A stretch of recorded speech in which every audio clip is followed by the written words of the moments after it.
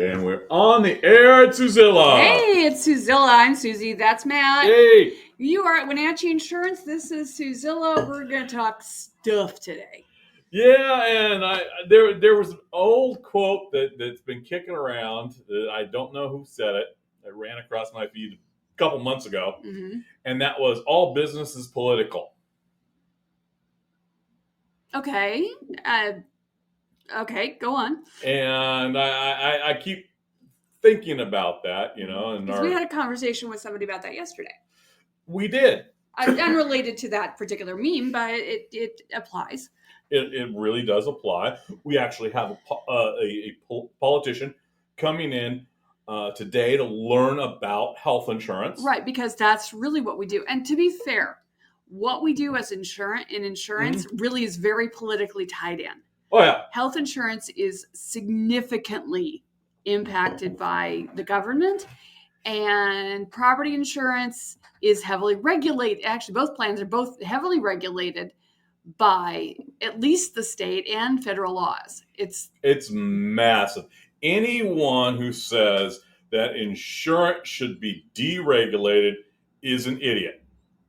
Just point blank idiot. I've never heard anyone say that insurance should be deregulated. Oh, I've heard, yeah, we should deregulate it. And the reason I say that is because there's so many regulations is to ensure that the consumer is protected from predatory companies. And there are predatory, companies and agents out there. We run across them on a regular basis. Oh, yeah. And yeah, I've encountered those. Well, part of that, one of the famous ones in the health insurance rate, you should be able to sell across state lines. Well, that is a great catchphrase. Yeah. And they already can. Mm-hmm. They just have to get, oh my gosh, your insurance company connected with the providers. Mm-hmm. That's it. It's the insurance companies choosing to not contract with the providers across state lines that create. They're the ones Mm-hmm. that are creating the network issues. Yes and no. Okay. And the reason why I say yes and no, we're going to get a little conspiratorial here. Uh-oh. Ooh. Because we're coming to spooky season. Wait, I'll get my tinfoil hat. Okay. So, when the Affordable Care Act opened up and we had these great exchanges where consumers could shop. Right. Sometimes for the first time in years because they were banished from being able to purchase health insurance. Right. They were able to purchase plans. There were some PPO plans. Yeah. Preferred provider organizations. And they took these preferred provider organizations, jumped on the internet and said, okay, who's got the best surgeon? Mm-hmm. And then they fly out to the best surgeon who would charge the highest rates. That was before the ACA. No. People were doing that before the ACA, though. They were not doing it because they didn't have individual plans. But people who had group plans were doing it. The ones that had group plans that were able to do that were like executives. No. They're not worker bees. Yeah, okay, I got to disagree with you. You could disagree to the because I had worker bee plans, and I could see out of the area providers. Oh, you could still do that. But I had to, You could still do that. However, the fact of the matter is worker bees do not have the time and resources to go and fly off to Arizona. Yeah, I know, I get that. I'm just saying we had the option was there. Do not mistake option for ability. Okay. And the reason why you still see group PPOs is because this still holds true. Yeah, and individuals have the freedom to change because they're not tied down to a job. Right. So they have the freedom to move about freely in the country and utilize those medical networks. Yeah. They don't have the ability because almost all the plans have become EPOs or HMOs. They're very neck down. So they can't get to that medical tourism. Yeah, and that's what stopped a lot. That's what stopped it. And that was, like I said, That existed prior to the ACA and trickled to the first couple of years of the ACA, and then it got And that's why crushed. you see those tightened networks. Mhm. And the only way that you're going to see a release of those networks on the individual level Mhm. is for the, oh my gosh, legislators to come in and say, hey, you need to offer a PPO plan. Mhm. And then contract with people outside of a tight network. I mean, a PPO is preferred provider network organization, Mhm. right? Which doesn't mean you can just pick up and go to any provider you want and be covered. Yeah. It means you go to a preferred provider or one of their non-preferred providers. There still has to be a contract in place. Correct. However, if you've got parent companies like Premier Blue Shield, Blue Cross. Blue Shield, Blue Cross. you got Humana's, you've got the United Healthcare, you've got Centene's of the world You've got who Atlas. have these massive interstate networks. Yes. Certainly have the ability to make a PPO plan in those individual plans. Yes. But they're not inspired to because they do not have it benefits them to keep the networks of those individual plans neck down. Yes. They do not want to provide the benefits. They do not want to pay for the more expensive specialists out of the area. Yeah. Now, that being said, if you want to get persnickety about it, you can possibly see that out of the area specialist if you go through their flaming hoops of fire. Correct. And this is one of the things that led to the Surprise Billing Act. Mm-hmm. And that removal was because, oh my gosh, the providers figured out that, hey, we can bring in this outside doctor that's outside of the network and charge a higher rate. Uh-huh. So, and we're not going to tell you that you're in a facility that's been in network for you for decades, for always, and we've got this guy that's come in, and we're not going to tell you he's not in network. Surprise! So that is what, and the legislators did that. Hey, wait a minute, what's up with this? Mm-hmm. And they put in those safeguards for the consumer, which is appreciated. And that's why we say it's like, yeah, it's once you get into that level of, hey, I want a sustainable business. Mm-hmm. I want a sustainable business with sustainable clients. Okay, go on. I want my clients to have this sustainable relationship with me from now till the end of time. I want them happy and healthy and consuming. Okay, that makes sense. Because if they're happy, healthy, and consuming, they're supporting your business. You don't want to focus on a narrow niche. I only want to help these people. No, that's not a healthy way to keep your business afloat. Some people do live in the niche. Yeah, and they do well in the niche. But if the niche cracks for some reason, it really does. You really have to be prepared to move fast and pivot. And what happens with some of these niches is they will turn around and be prejudiced towards others. Yeah. Well, one thing is, if you look at it from a slightly different angle, okay, you've got the whole, I'm going to be in this niche and just serve this population. And you could also do the whole, I'm going to serve the majority of this population except for this niche. Mm-hmm. In a prejudiced manner. Yeah. We've seen that happen. Oh, yeah. We don't do that here. But I think that's what you're getting at. What are you doing? I'm saying morning to porcupine. Morning, porcupine. So, yes, we did. It was when we started talking about, it was to my brother-in-law. Mm-hmm.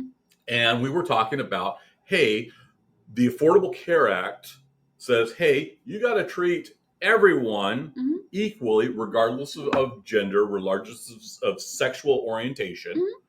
Mm-hmm. It was the Section 1557 right. was the first set of real hardcore rights to prevent people from in the healthcare profession mm-hmm. from ignoring people to death. Yes, because that was happening. And we looked at that and I was like, yeah, this is because we saw this weird disparity of oh my gosh, let's mistreat the LGBTQ community. Mhm. Let's give them half pieces of information. Let's ignore them until they die. Yeah, and hopefully they go away. And we're like, no, people need to be treated like people with dignity and respect. Right. That's been our mandate from day one. And it ruffles some feathers. It did. It did. It's not did. It has. Does. It does. It really does. And you can start to see that as like, oh, I don't want to help. It's like, we want to help all people. Mm-hmm. And the minute we said, yeah, we help all people, mm-hmm. and that we didn't shy away from being, throwing up a rainbow flag, mm-hmm. or going into a pride event and celebrating and talking about health insurance, mm-hmm. and insurance in general. Mm-hmm. Yeah, there were some people that you went woke and wanted to cancel us, and that was okay. And that's fine. That is their option. They can go. They don't have to work with us. That's cool. You just go. You do your own. You do you. You do you. And we're gonna. And that's cool. Just don't come back at us in a harsh manner, which unfortunately has happened. Yeah, and it's one of those ones that we get, some really weird retribution that we don't understand because, I'm taking this weird conservative viewpoint of, oh my gosh, people deserve to be treated like people. Mm-hmm. And you enable those people to be better people by giving them resources, mm-hmm. including knowledge. Yeah. And so we entered that relationship, and we continue to push it forward. And yes, despite us having a little couple hurdles to go through this year, mm-hmm. We anticipate being back stronger than ever. Right, that's our goal. We've seen similar outrage, the little anti-woke mob this year when it actually started last year was when we embraced healthcare regardless of status. Yes, that was another big. Because in Washington State, we're able to enroll people in healthcare, a paid plan, mind you. When we first started out, no federal subsidies involved here. They were able to shop on our exchange. This means like students, mom who stayed at home, small businesses could, for the first time, go out to our state exchange and purchase health insurance. Mm-hmm. And yeah, we were one of the few agents in the area that would talk about this program, mm-hmm. because it's one of those things that it's our highest uninsured group. Yep. And people are running around, and we turn around and. What do you? Oh, Porcupine wants to. You guys work with State Marketplace on health initiative.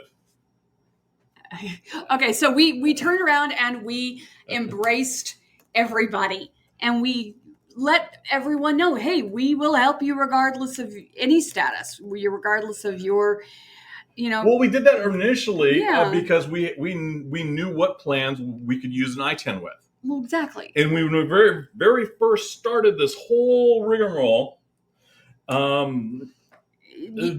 were able to Matt got a couple of people enrolled using the ITIN, the IRS ID number, because my instructors didn't know what an I-10 was, and they said, "Sure, go ahead." And we managed to get folks going way back, 11, 12 years ago. And that got stopped pretty fast. Yeah, I got stopped pretty fast, but I managed to. It's one of those weird legends. I became legendary, and people would walk in looking for Mateo. Yeah. I learned the language of insurance instead of learning Spanish. Yeah, and it is a language. It is insurance is an absolutely different language, and that's cool. I'm perfectly happy to interpret that for you. So the ability to use I-10s got quashed relatively quickly. Yeah, and we still use them for like life insurance and stuff like that because it's a very important financial document. Right, and it's important because what that does, it's indicating that you're paying your taxes. Yes, and and that kicks the first argument out of the door of these are folks that are illegal, they don't pay taxes, and they actually pay a huge amount of taxes. Yeah, they do. And often they don't have resources to reclaim any of the benefits. Nope.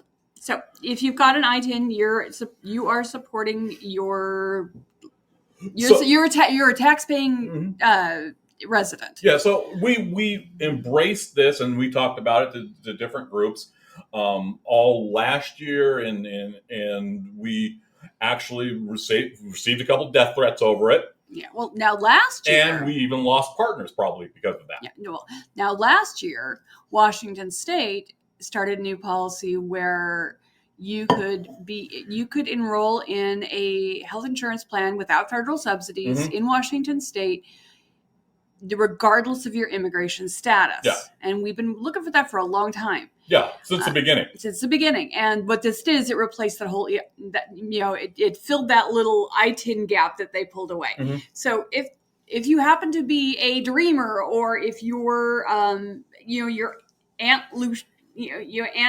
Louie is an undocumented immigrant and needs health insurance, yeah, they can get health insurance. So we kept moving forward, and then in July, we had a July 1st opening of 10,000 folks put on Apple Health. These are folks that make less than 138% of poverty level. Some of them were either enrolled in a plan and paying for it at that 138% poverty level. They were on it's a horrible name, but it's the actual name, the alien immigrant health care, the emergency. And these are folks that are... These are not people who have antennas and green and go boop, boop, boop. Yeah, but these are... we know what you mean. These are folks that are in dire medical straits. Absolutely. They have come here because they need cancer treatments. Not necessarily became here because... But they are here and they need... Yeah, it's they like need cancer treatment. It's like leukemia. Dialysis. It's just... these are conditions you do not want to wish upon anybody. No. Just point blank. So yeah, some of those folks got, oh my gosh, they got Apple Health. It's human. It's compassion. Well, it's more than that. And this is why I do. It means that, oh my gosh, people can go in to our hospitals and doctors, get medical treatment, and those doctors get paid. Yep. Okay, so here's what was happening. They're very, just because you don't have health insurance doesn't mean you don't get sick. No. Okay? Let's say you are somebody who's had a heart attack. You don't have health insurance. You still don't want to die. You go to the emergency room. Oh, you can't pay for it. Guess what? Guess who eats it? The hospital does. The doctors do. And so as a result, they pass that increased that dollar amount on to the people who do have insurance or don't have insurance and do pay. They raise rates. The fewer uninsured people, the better the rates are, generally speaking. Okay. So you're getting it's like the program again. All right, here. Okay, we're on a topic here. Yeah, we'll get back to you, friend. Cascade Care Savings. How this was created was the Cascades. It was the Affordable Care Act allowed revision in it. Yes, and it's a 1553 waiver. Right. It's a process. Washington State did one and said, "Hey, we want to insure our immigrants and take care of them. We want to provide some additional savings for our people who are making less than 250% poverty level or lower." Yep. So they said, "Hey, we're going to use some enticements to enroll in these plans. We're going to take care of the immigrants and allow them access to our state exchange, and we're going to drive down that uninsured rate." Right. And the figure was 2%.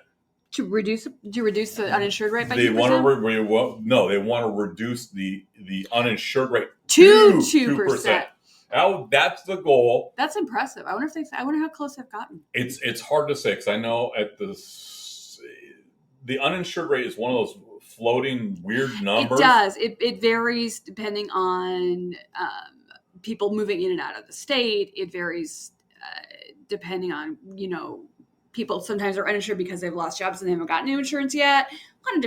There's a lot of different little pieces to it. Well, it's just, lockdown and time. There's a percentage that will never be insured. No, there are people who choose to never be insured or self-insure because they've got enough cash and they're not going to be beholden to somebody They think else. they got enough cash. Yeah, we've seen how well that goes. So, yeah, it's a very political. We tend to focus on, hey, what are your policies to make it better? Yeah. We've rarely went out on a limb and said, hey, this politician's best. We certainly have never, supported anyone who's put a business sign in front of our office. A political sign? A political individual sign. Yeah. It's just like, why are you doing that? Yeah. And then why are you doing that for someone who does not support a public health policy? Mm-hmm. Absolutely. Or doesn't support human rights. Mm-hmm. Yeah, we prefer people. I personally prefer a candidate who supports human rights. Yeah. Period. End of discussion.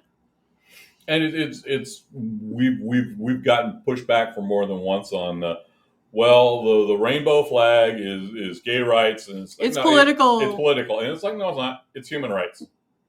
And then it's like, well, why are you having problems hiring people?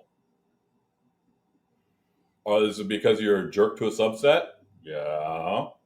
Stop being a jerk. There you go. That might help.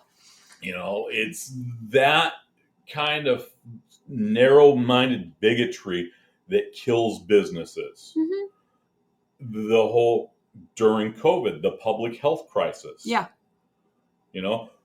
There were businesses out there that collapsed because they're like, oh, we're going to go back to the way it was and we're not going to change anything. Mm-hmm. Yeah. And they didn't pivot to what needed to be done. And then they would rail against. They pivoted to a point where they didn't want to do any action to provide any service to the customers. No, or their community. And they didn't want their customers to be sustained. No. Well, okay. They wanted to maintain the status quo, even though the status quo had changed.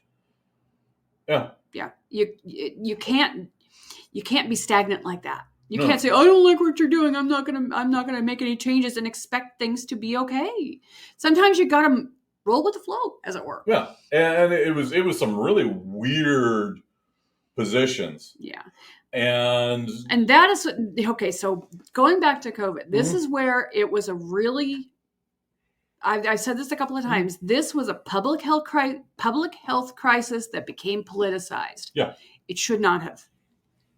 It should not have become a push and pull issue for politicians. Because everyone should have been on the same stinking page about it. Well, it was the business interests that did it. Yeah. And I really got to stress that it was really because we had a group in our county of businesses and individuals that went to go sue against some of the health mandates. I know. And so to say, oh my gosh, it's like it was the businesses that drove that, and the businesses that funded that, and the businesses that shouted about that. Some of those are still thriving. It's not all of them. Some of them succeeded, some of them failed, just like every other type of business during COVID. Yeah, not everybody. I mean, it's hard to say. And some of them had customers that died. Mm-hmm. And both sides, though. I mean, everybody had a customer that died. Yeah. Almost everyone had a relative that died. Mm-hmm. COVID has killed, and will continue to kill people. Mm-hmm. And ignore and pretending that it's just the flu doesn't help. I'm making off my soapbox now. Yeah, and it's important to look at the drivers of that. Yeah. And the drivers of that was, hey, businesses don't want additional actions to do. They don't want to do more. They don't want their government's fingers and stuff. Well, no. Wasn't about government figures. It was they didn't want to be told that they had to put safeguards in place. They didn't want to participate in the public good. True. But and that is what created that political schism. Okay, I get where and you're if going. a lot of those same companies turned around and put their hand out for those PPP loans. Oh yeah, tons of them did. They wouldn't hesitate to take. They didn't hesitate to take the money, but they didn't do anything because the money did not involve serious physical actions from them. No. And then the ones that did have to do actions, us frontliners, we got hammered. Yeah, just hammered, and to this day, some of the worst customer service habits have emerged. Excuse me, not customers. Some of the customer service, but some of the customer behaviors. Yeah, we've had some. There's been some really ugly behaviors that kind of got cemented. And so yeah, we work through those on a regular basis. And it's one of those things that we'll probably have to sort out for at least the next decade. Yeah, maybe until we retire. I don't know. Because it's one of those things we care too much about the community. It's like, no, we're going to keep going. We're going to keep talking. Eventually, I'm going to retire, Matt. Yeah. and it's really important to understand that a lot of we've got like the builders group, our local builders group. They fancy themselves as a non-political entity. I have never got that impression. Well, no. They said that. Did they? Okay. Oh yes, they literally have said that. Yeah, we're not political. And this year they put up, hey, we're home of the Republican Party, big old banner on the side. And it's like, well, obviously you are political. Obviously you are political. Chamber of Commerce. Yeah. We've had literal politicians emerge out of the Chamber of Commerce. Well, that's not surprising, though. The Chamber of Commerce is where a lot of politicians kind of get their feet wet. They learn, hey, I like this policy, this policy setting. And if you look at Chamber of Commerce policies, they're not small business orientated. They're large corporation orientated. The National Chamber of Commerce organization. The mama. Well, it's like PTA is a mama organization, so it's that kind of feel. Okay. Either way. So yeah, you look at the Chamber of Commerce, and then you look at it. Oh my gosh, they're turning around. They're driving policy. Our local chamber brought in, and early on with the Affordable Care Act, a speaker specifically designed out of a conservative think tank to talk about the evils of Obamacare. Yep. Well, I was a member of the Chamber of Commerce, and I was out busily working on enrolling people. And that was the point where it's like, you guys are just full of yourself. And as I further researched the whole matter, it's like, it's because the Chamber of Commerce had their own associate plan, which was banned by the Affordable Care Act because it wouldn't pay clients' bills. That's why those associate plans got canceled. Because they were not getting the job done. Well, people, they were taking the money and they weren't paying the claims. And that's a huge problem. And because the Chamber of Commerce had their fingers in that little pie, they were saying, no, these associate plans are good. And that's why we got this reemergence of these goofy associate plans. We don't know yet. It's going to take some time to figure out if they're going to go back to that same bad behavior. But again, it's business driven. Those came back in under the Trump era because a bunch of business people got to them and talked. Now, the opposite is also true. Yes. We've got to pay attention to the groups that say, I'm not taking any business or special interest money. It means they're not interested in business. It creates this negative void of Mm-hmm. experts being pushed aside. Okay. Because, yes, some special interest is very, very critical to get to your front lines. Okay. I don't know what's going on in a hospital unless I talk to the nurses and the MAs, because those are the folks that are on the front line taking care of people. Mm-hmm. Not the administrators, the front line people. Yeah. You're not going to know about what's going on in the insurance industry unless you talk with an insurance agent. Yeah. Well, I mean, you won't get the straight scoop. You won't get this right. You won't know about business slowdowns unless you talk to the trucking industry and they say, "Oh yeah, we've cut down so many miles." Mm-hmm. So there are ways that you can talk to business and frontline people because we're the same. Don't get confused with management and executives Mm-hmm. as business. And that's a huge problem that we've got today because we've got one side says, "Oh, we won't take any special interest money," and pushes aside and is seen as business negative. Okay. So we push that aside. Right. And then we got the other side that's up there that's only talking to the executives and the corporate hacks, the ones that are fused with this short-term thinking. Mm-hmm. That not necessarily looking at that sustained community. Mm-hmm. So you've got in the middle, you've got true business doing business capitalism things in an Adam Smith model. You can look that up. So, and that's what really that particular model works pretty well. So yeah, you focus on your consumers, you focus on the people around you. Take care of the people around you. Take care of the people around you, and you do not hesitate to go off and talk to politicians and say, "Hey, this needs to be fixed. Mm-hmm. This situation needs to be addressed." You cannot, and the people who say, "Oh, well, hey, business needs to be out of politics.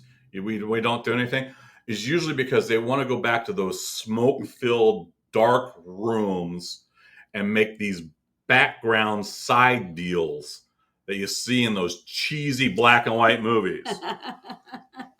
Seriously, they think that it's a weird power game, and it's like, and they want to do things below bell because a lot of those guys have got in our county have got political signs now up in front of their office because that's the way we do things because they need our support for the end of democracy.